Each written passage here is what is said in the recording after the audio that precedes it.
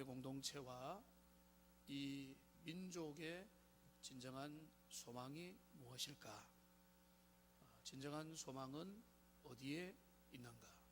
이제 무엇이 우리의 진정한 소망이 될 것인가? 이 부분을 오늘 좀 묵상해 보기를 원합니다. 먹고 사는 것이 확보되는 것, 그리고 선점하고 좀 더 앞서 나가는 것이 눈에 보이는 최고의 관심사인 것은 분명합니다. 무엇을 먹고 어떻게 살 것인가, 특별히 거기에 온통 사람들이 관심을 가지고 있습니다. 다가올 미래를 적극적으로 대처하는 미래형 인재를 키우고 준비해야 된다. 4차 산업혁명의 시기를 맞이해서 사라질 직업들이 무엇인지, 새롭게 부각될 인기 있는 그 분야는 무엇인지, 우리의 자녀들을 어떻게 거기에 맞추어서 잘 어릴 때부터 준비시킬 것인가, 이것이 여러 전문가들과 여러 언론과 매스컴을 통해서 이야기하고 있는 것입니다. 그래서 이런 이야기를 들으면 부모들은 마음이 좀 많이 조급해집니다.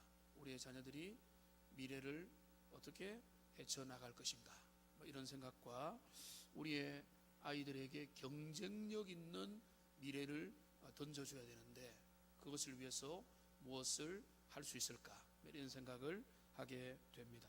먹고 사는 것, 특별히 최첨단의 시대에 잘 먹고 안전하게 살기 위해서 미리 준비하고 자녀를 준비시키는 것, 이게 대한민국을 살아가는 많은 부모들과 또 자녀들에게 강권하고 있는 그런 모습이고, 아마 이 땅을 살아가는 그들이 소망을 품고 있는 그런 내용입니다.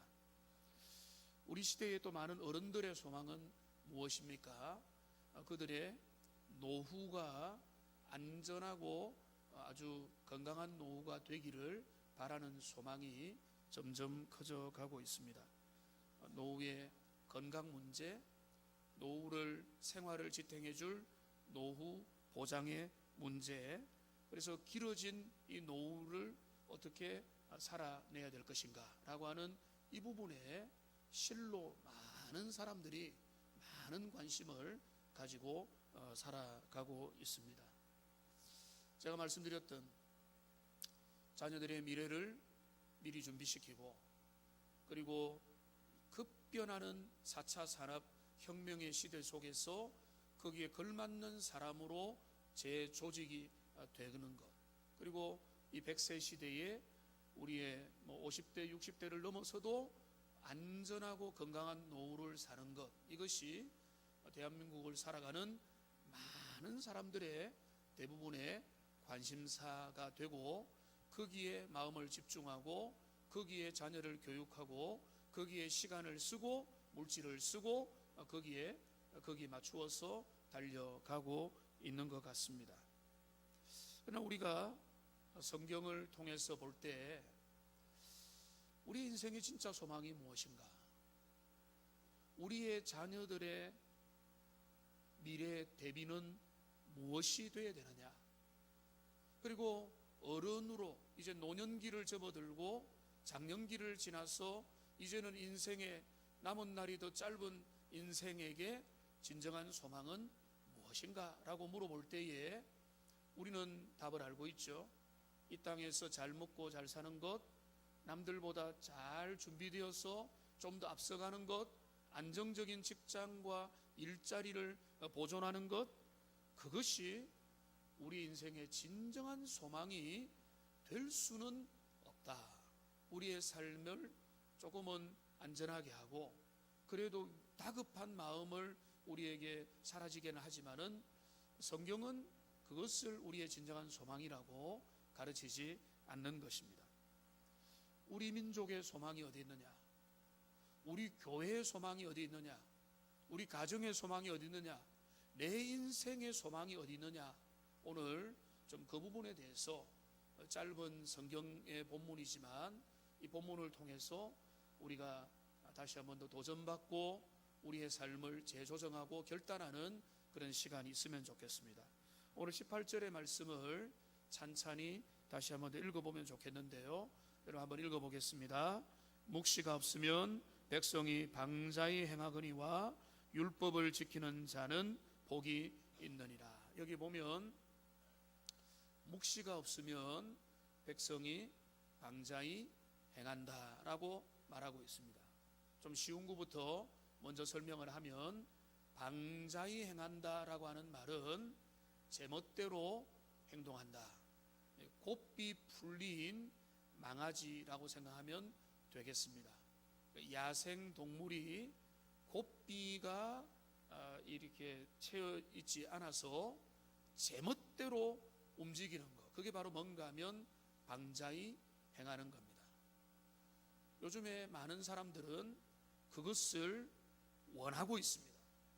내 멋대로 사는 것, 내 자유대로 행하는 것, 내 마음에 원하는 대로 할 수 있는 것, 그걸 위해서 돈이 필요하고, 그걸 위해서 시간이 필요하고, 그거를 위해서 실력을 길러야 내 멋대로 할 수 있지 않느냐, 이런 사고 방식인 겁니다. 근데 방자히 행한다라는 것은 곱비 풀린 망아지처럼 자기 멋대로 살아간다라고 하는 것이죠. 좀 더 어려운 단어가 있죠. 묵시라고 하는 단어입니다. 이 묵시라고 하는 말은 선지자적 비전이다, prophetic vision, 이렇게 이제 부를 수 있겠는데, 이거는 뭔가 하면 하나님의 계시, 하나님의 이상, 주님의 비전, 그리고 좀 더 넓게 말하면, 제일 쉽게 넓게 말하면 하나님의 말씀입니다. 그러니까 하나님의 말씀, 그리고 그 말씀을 통해서 내가 받은 것, 그게 바로 묵시입니다. 주님이 내게 분명하게 보여주신 그 말씀. 그러니까 이거를 좀 더 쉽게 공동 번역에서는 이렇게 이제 풀어내고 있습니다. 계시의 말씀이 없으면 백성은 방자해진다. 그러니까 여기서 우리가 하나 분명하게 정리하는 것은 뭔가 하면, 이 구절의 뜻이 뭔가 하면, 하나님이 말씀이 없는 사회는요, 타락하고 방종하고 제멋대로 합니다. 하나님의 말씀의 지도를 안 받고, 말씀의 통제가 없고, 말씀의 인도를 받지 않는 그 사회, 그 공동체, 그 시대는 사사시대입니다. 자기 소견에 옳은 대로 행하는 것입니다. 내 뜻입니다, 내 기준입니다, 내 생각입니다, 내 야망입니다. 지금 이 본문이 말하는 것은 뭔가 하면, 한 사회는 말씀의 지배를 받지 못하면 그 사회는 제멋대로 가게 된다는 것입니다. 여러분, 우리 사회를 걱정하시죠? 여러분, 우리 민족과 우리나라의 미래를 걱정하죠? 우리가 살고 있는 시대를 너무 좋은 시대라고 생각하는 어른들, 여기 계신 분들 별로 없을 겁니다. IT 신세계고 너무 많은 것들이 발전했지만은 지금 우리가 살고 있는 세상은 너무나 위험한 세상이라고 속으로 겉으로 이야기하면서 다 이야기하고, 우리가 어떻게 이런 세상을 살고 있나라고 하지만, 거기에 대한 성경은 처음부터 옛날부터 거기에 대한 진단을 했습니다. 사회의 타락은 하나님의 말씀이 부재하기 때문에 그런 것이다. 공동체와 그 사회와 그 민족과 그 시대와 그 국가가 저급하게 살아가는 모든 이유의 핵심이 뭔가 하면 묵시가 없기 때문에 그런 것이다. 우리가 1차적으로 18절을 이렇게 한번 정리를 하고요. 그런데 오늘 우리가 보기 원하는 것은 이게 바로 위에 있는 17절과도 바로 연결이 된다는 것을 우리가 기억을 해야 됩니다. 17절을 여러분 같이 한번 읽어보겠습니다. 내 자식을 징계하라. 그리하면 그가 너를 평안하게 하겠고 또 내 마음에 기쁨을 주리라. 내 자식을 징계하라. 그리하면 그가 너를 평안하게 하겠고 그가 너에게 기쁨을 주리라 라고 하는 말을 반대로 바꾸어 보세요. 가정에서 자녀를 제대로 징계하지 않으면 자녀는 부모의 골칫거리가 되고 부모의 마음을 상하게 하고 부모가 평생 실험거리가 될 거라는 겁니다. 뭘 하지 않으면요, 징계하지 않으면. 오늘날 가정을 한마디로 말하면 징계가 무너지고 있다라고 볼 수 있겠습니다. 그러나 우선 오해부터 풉시다. 여기서 말하는 징계는 매를 들고 자녀를 폭력적으로 대하고 하는 그런 징계가 아닙니다. 여기 성경이 말하는 징계는 뭔가 하면 주의 교양과 훈계로 자녀를 가르치는 것. 이것이 하나님의 뜻이다. 주의를 지키는 거 마땅한 것이다. 너희가 어떤 일이 있더라도 하나님을 예배하는 거 이거 우선순위야. 분명한 기준을 제시하고 어릴 때부터 젊을 때부터 아이들이 돈을 조금 알바라도 하면 벌면은 그 돈의 귀중함을 알더라고요. 부모가 돈 줄 때는 모르면서 자녀가 돈을 받을 때는 알더라고. 그러면 뭔가 하면 11조에 대해서 고민을 할 수도 있죠. 그럴 때 말하는 겁니다. 너가 벌은 그 돈을 11조를 떼는 것이 얼마나 더 복되냐. 처음부터 기준을 분명하게 제시를 하는 거죠. 여기서 말하는 내 자녀를 징계하라 라고 할 때 이 징계는 오늘날 말하는 뭐 이상한 부모, 아주 자녀를 심리적으로, 윤리적으로, 물리적으로 잘못된 방식으로 대하는 걸 말하는 게 전혀 아닙니다. 주의 교양과 훈계로 교훈과 책망과 바르게 함과 의로 교육하고 때로는 훈계도 하고 쓴소리도 하고 그건 아니야 라고 기준을 정해주는 그런 징계를 말하는 거죠. 자녀를 징계해야 그 징계받아서 잘 훈련받은 그 자녀를 통해서 가정의 진정한 행복과 가정이 영적인 가정, 믿음의 가정이 세워지게 될 것이다 라고 이야기하고 있는 것입니다. 제가 올 첫 주에 그런 말씀 드렸죠. 자녀를 향한 부모의 사명은 돈만 대주는 게 아니라는 겁니다. 내가 너에게 학원비 대주고 학교 가는 거 주고 먹을 거 주고 입을 거 주고 그 정도 해주면 됐지. 자녀에게 나의 삶에 타치하지 마세요 라고 하면은 알겠다, 나는 너의 삶을 너가 멋대로 걸어가도록 하마. 이거는 무책임한 부모들이죠. 부모가 자녀에게 물질과 그 잠자리를 제공해 주는 것은 하숙생을 치는 거죠.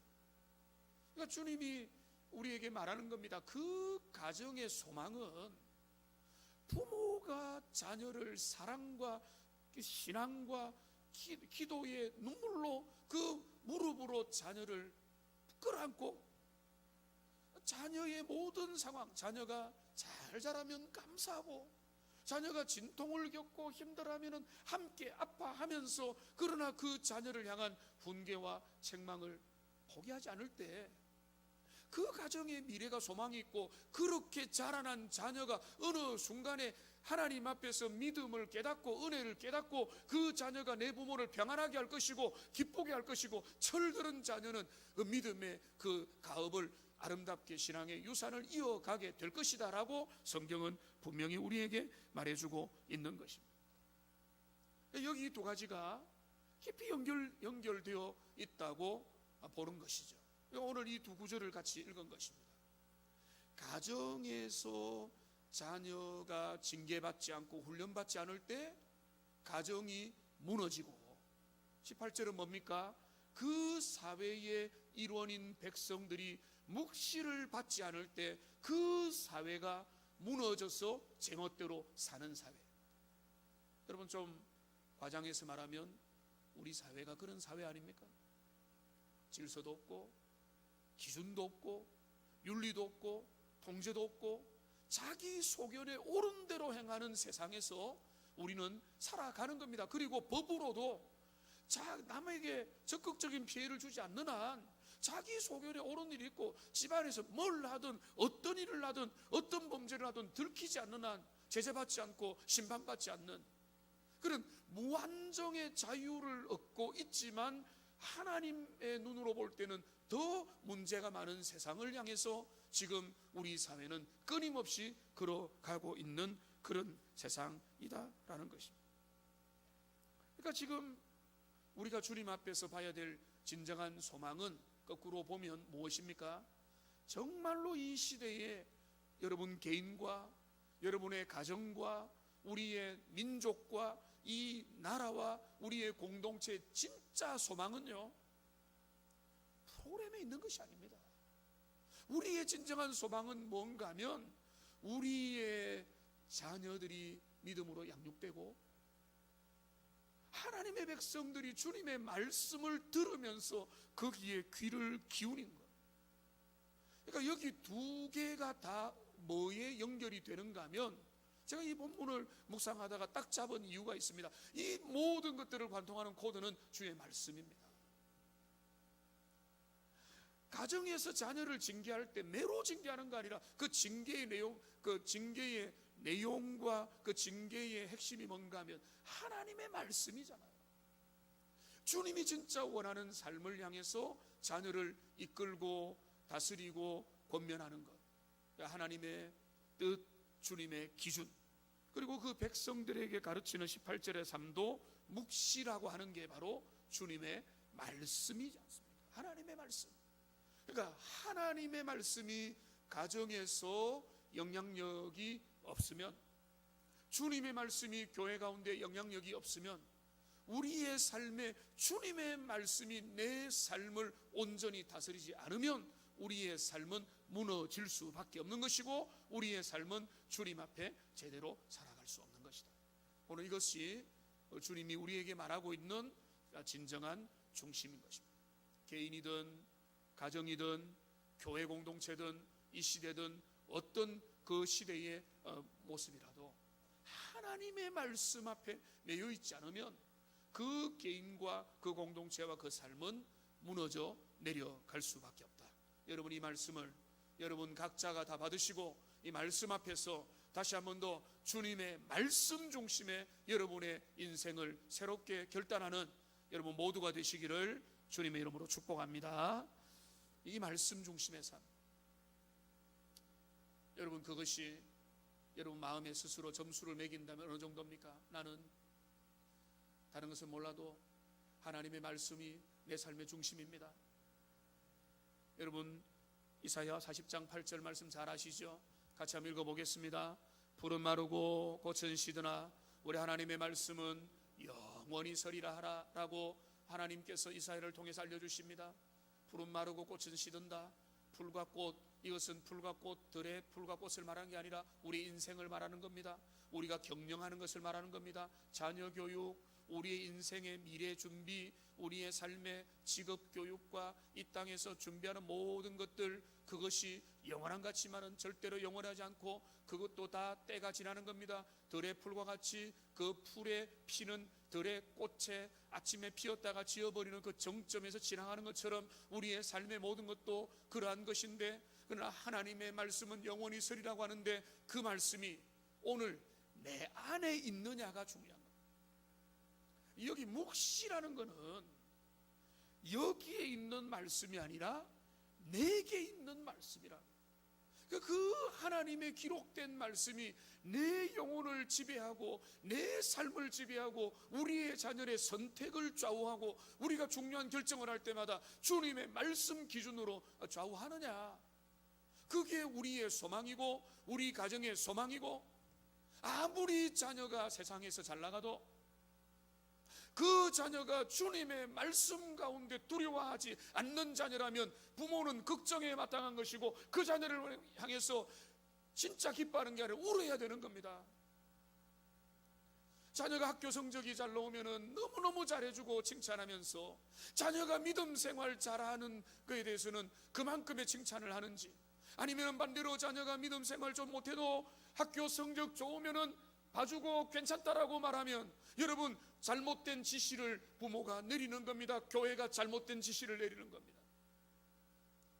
그 자녀가 여호와를 경외하는 자녀로 4차 산업에 선도하는 인재가 되는 것 중요하죠. 그러나 그 인재들 중에서 하나님을 모독하고 주님의 진리를 회파하고 교회를 무너뜨리는 아주 똑똑한 무신론자들이 얼마든지 나올 수 있다는 거 여러분 아시지 않습니까? 오늘 우리 사회에 진짜 중요한 거는요, 믿음의 사람을 가정과 개인과 하나님의 말씀의 사람을 교회가 길러내야 되는 것입니다. 여러분, 두려움으로 말씀드리면 신앙 따로, 생활 따로, 신앙 따로, 학업 따로, 신학 따로, 우리의 삶의 선택 따로가 너무 많고, 그런 것들을 통해서 우리의 삶이 너무 어수선해져 있다는 것을 우리가 보게 됩니다. 여러분, 우리의 다음 세대를 위해서도 기도해야 됩니다. 이부 예배는 다음 세대가 많이 오기 때문에 다음 세대가 좀 이렇게 부담이 될 말도 좀 준비를 했습니다만, 오늘날 젊은 세대는 카페인에 크게 중독되어 있습니다. 무슨 말인지 여러분 잘 모르시겠죠? 카페인 하면은 커피죠. 이게 지금 커피 중독을 말하는 게 아니라 카페인 중독이라고 하면은, 저도 커피를 좋아해서 하루에 한 3잔 정도는 이제 블랙으로 해서 마시지만은, 여기 카페인 중독은 뭔가 하면 카카오톡, 회 뭡니까? 페이스북, 그 다음에 인스타그램. 그래서 우리의 이 젊은 세대들은 이 카페인으로 대표되는 카카오톡과 페이스북과 인스타그램으로 인해서 거기에서 하루 종일 살라면 살고, 거기에서 자신들의 열정과 많은 것들을 쏟아내는데요, 최근에 제가 그런 부분을 어떻게 이해할까? 그것을 문화니까 그대로 수용을 해야 되느냐, 아니면 그 문화가 심각한 영적 전쟁이냐? 제가 볼 때는 위험한 요소가 너무 많은데, 지난번에 작년에 우리가 특강을 들었지만은 우리 아이들의 뇌의 지도가 바뀌고 있는 거거든요. 그러니까 생각의 지도가 완전히 바뀌고 있는 이런 것들을 정말로 세상에 내버려두고 가정에서도 통제가 안 되고, 그리고 이 아이들이 여기에서 완전히 노예가 돼가지고 그들에게 있는 창의력과 그들에게 있는 무한한 기억과 그 기억의 도서관들을 지어줘야 되는데, 지금 그 중요한 시기를 그들이 빼앗기고 있고, 그러니까 그들은 지금 요즘에도요, 아주 전문가들과 최고의 박사들도 어떤 고백을 하는가 하면 깊은 책을 읽기가 어려워졌다고 스스로 시인을 합니다. 그게 다 뭔가 하면 인터넷의 영향이라는 거예요. 저도 그런 것을 솔직히 좀 느끼거든요. 이제는 전자책을 읽고, 이제는 그 폰으로 여러 글을 읽다 보니까 점점 깊은 책, 조금만 더 깊은 책을 주면요, 다들 나가 떨어집니다. 예전에는 그 모든 책들을 얼마든지 소화를 할 수 있었는데, 젊은 분들에게 책 하나 읽으라고 던져드리면 여러분, 오래전에 있는 것보다 훨씬 더 어려워하는 현상들을 우리가 보는데, 그것이 개인의 문제가 아니라 우리의 뇌의 지도가 자꾸 달라지고 있는 거예요. 이제는 좀 더 짧은 거, 간단한 거, 단순한 거, 이런 것들을 좋아하면서 깊이가 얕아지고, 무엇보다 하나님의 말씀에 집중하여 주님 앞에 나가는 현상이 점점 더 어려워지는 그런 시대를 살아가고 있는 것입니다. 여러분, 성경에서도 우리 시대와 똑같은 한 시대가 있었습니다. 묵시가 사라진 시대, 하나님의 말씀이, 계시가 희귀한 그 시대가 있었는데, 그 시대가 어떤 시대인가 하면 사무엘 선지자가 태어나는 그 전후의 시대였습니다. 그 시대가 어떤 시대냐? 사무엘상 3장 1절 말씀을 보실까요? 여기 보시면은, 여기 같이 한번 읽어보겠습니다. 아이 사무엘이 엘리 앞에서 여호와를 섬길 때에는 여호와의 말씀이 희귀하여 이상이 흔히 보이지 않았더라. 여러분, 이 화면을 좀 띄워놓으시고, 여기 이상이라는 이 말이 오늘 잠언 29장 18절에 있는 묵시라는 말과 똑같은 단어입니다. 하나도 틀리지 않는 똑같은 단어입니다. 그러니까 묵시라고 볼 수도 있고 이상이라도 볼 수 있고 하나님의 계시된 말씀이라고 봐도 무방한 거죠. 근데 여기서 주목하는 게 뭔가 하면, 너무나 똑같은 게 뭔가 하면 여호와의 말씀이 희귀하여서 이상이 흔히 보이지 않았다. 그러니까 말씀이 들리지 않는 시대가 묵시가 없는 시대라. 하나님의 말씀이 별로 들리지 않는 그 시대. 그러니까 말씀을 그 마음에 제대로 잡지 못하는 그 참된 말씀을 듣기 어려운 시대가 그 사무엘 그 시대였는데, 그 시대의 자녀로 등장하는 인물이 누군가 하면 그 엘리 제사장의 두 자녀인 겁니다. 홈니와 비느하스였죠. 그 두 자녀는 너무나 악행들을 다 했습니다. 성전에서 음란한 일을 하고, 하나님께서 기뻐하시는 예배를 멸시하고. 근데요, 그것을 간단하게 보면 그들의 문제, 그들은 소위 말하는 목회자 가정에서 자라난 거잖아요. 오늘날로 말하면. 그들이 어떤 행실이 어땠는가? 사무엘상 2장 12절 말씀을 보십시오. 같이 한번 읽어보겠습니다. 엘리 아들들은 행실이 나빠 여호와를 알지 못하더라.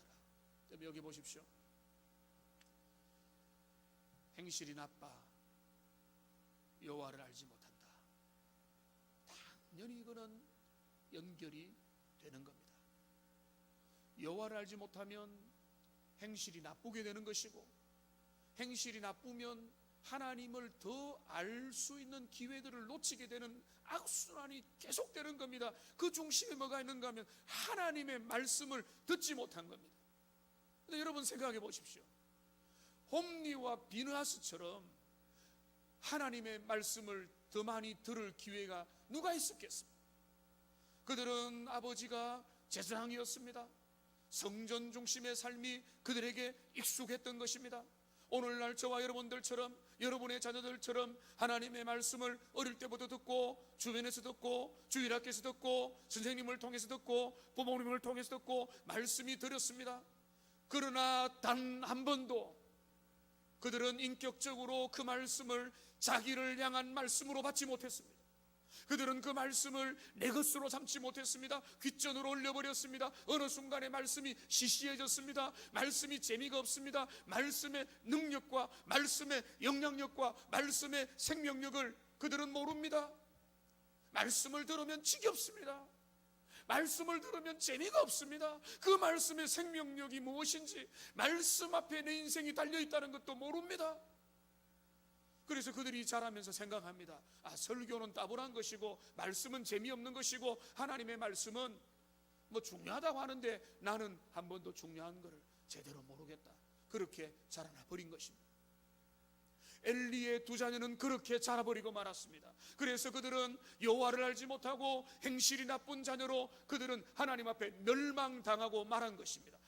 말씀이 없었다고요? 그들은 말씀을 모르는 사람들이 아니었습니다. 말씀을 받지 못한 것입니다.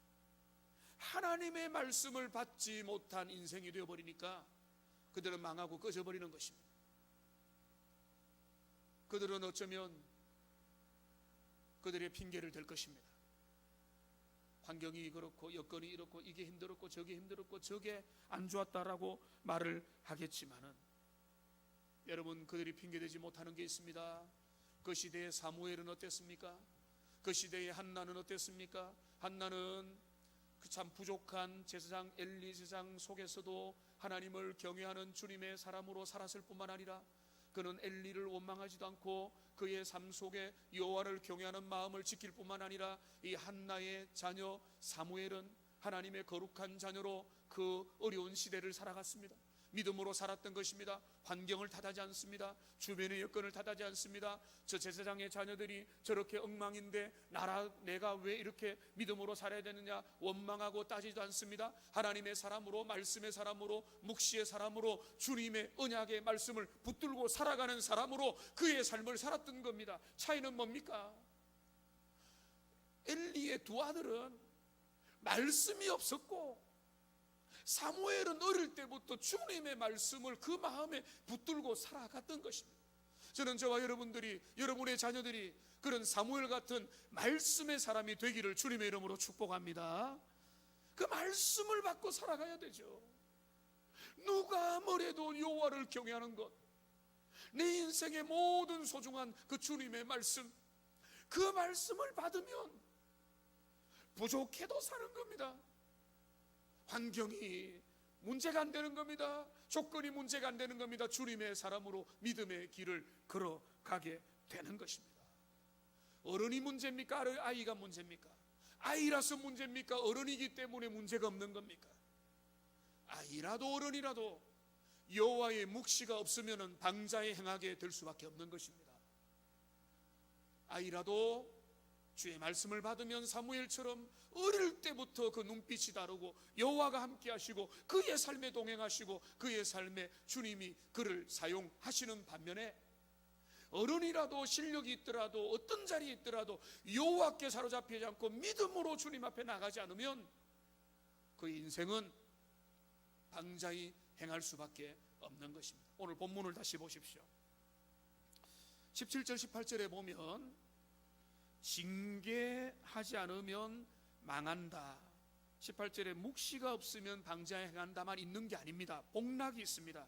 징계 잘하면 17절의 가정에서 그가 너를 평안하게 하겠고 너의 마음에 기쁨을 줄 것이고, 18절에 하나님의 말씀 율법을 지키는 자는 복이 있다라고 말하고 있는 거예요. 그러니까 여기에 말하는 뭔가 하면, 말씀이 없어서 가정이 망하고 말씀이 없어서 그 시대가 망하고 공동체가 망하지만은 하나님의 말씀을 붙잡는 가정, 하나님의 말씀을 붙잡는 개인과 자녀와 그 시대와 그 공동체는 주님의 언약의 복을 받게 될 거라는 것을 여기에서 분명히 약속하고 있는 것입니다.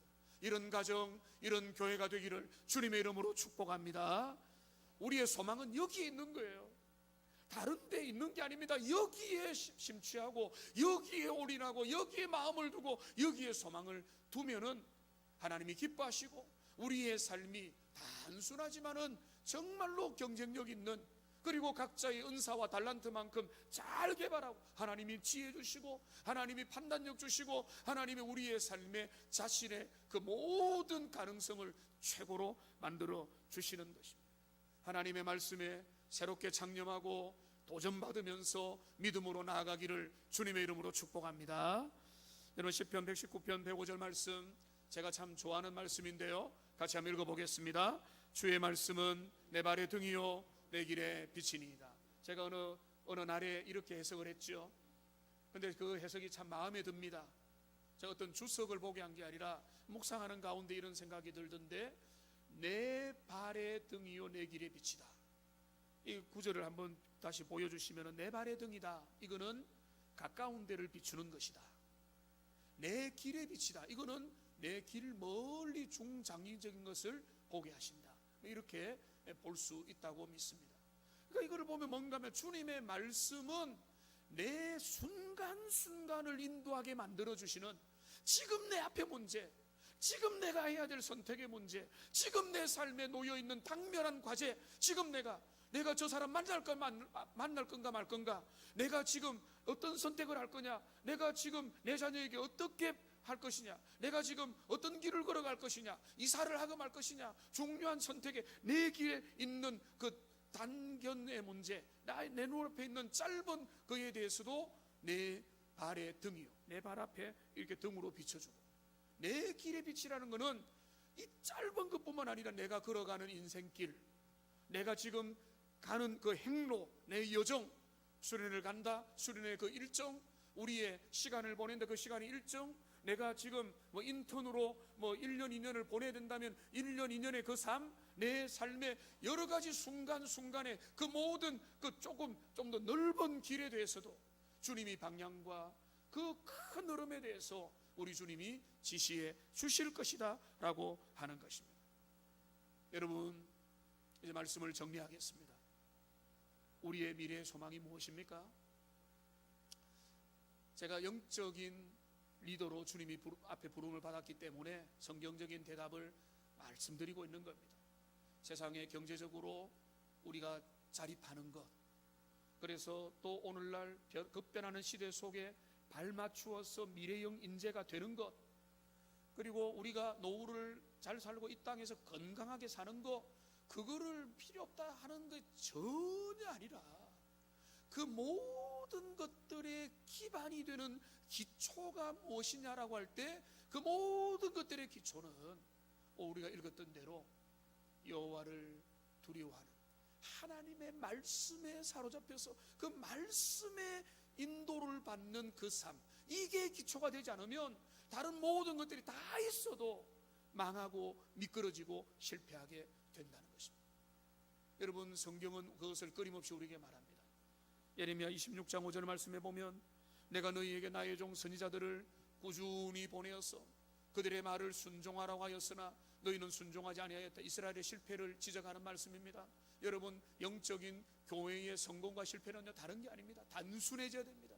하나님의 말씀에 붙잡혀서 주님의 은혜 가운데서 그 시대의 몫을 가지고 살아가는 것. 세상이 이렇습니다. 요즘은 달라졌습니다. 시대가 급변했습니다. 세상이 다릅니다. 옛날에는 4차 산업이 없지 않았습니까? 지금 IT 산업이 우리를 얼마나 급변하게 몰아갑니까? 여러분, 성경을 보면 눈이 열리면요, 그렇지 않다는 걸 보게 됩니다. 모든 시대는 모든 싸움들이 있었고, 모든 도전들이 있었고, 모든 도전들이 백성들의 마음을 흔들었습니다. 그럴 때에 주님은 말씀하는 겁니다. 너희는 그렇게 살면 안 된다. 너희는 하나님의 말씀을 귀하게 여기고 주님의 뜻을 따라서 자신의 길을 믿음으로 걸어가고 하나님의 인도를 구하고 하나님의 말씀이 너희의 중심이 되도록 살아라. 주님이 말씀하고 있는 것입니다. 우리 도원교회 참된 소망, 여러분의 개인의 참된 소망, 우리 가정의 참된 소망, 이 민족의 소망이 하나님의 말씀에 사로잡혀서 주님의 계시를 내 마음에 받고 그 말씀대로 살아가기로 결단하고 결심하고 주님을 알아가기로 다짐하는 저와 여러분들에게 달려있다는 걸 기억하며 그 길을 절대로 포기하지 아니하는 하나님의 사람들 다 되시기를 주님의 이름으로 축복합니다. 기도하겠습니다. 살아계신 하나님 아버지, 오늘 우리가 하나님의 말씀을